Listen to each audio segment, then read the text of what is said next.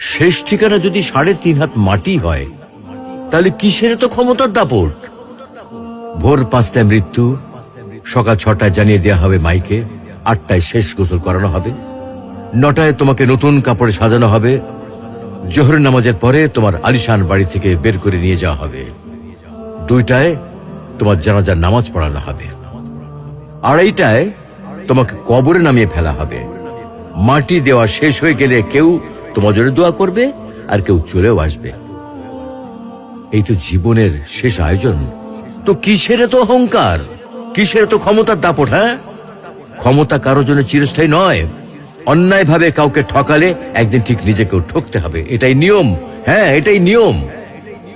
ভোরের সূর্যোদয়ের আলোতে যে পৃথিবী আলোকিত হয়, সন্ধ্যার সূর্যাস্তে তা আবার হারিয়ে যেত দেখি। অসত্য দিয়ে সত্যকে কখনো ঢেকে রাখা যায় না। প্রকৃতি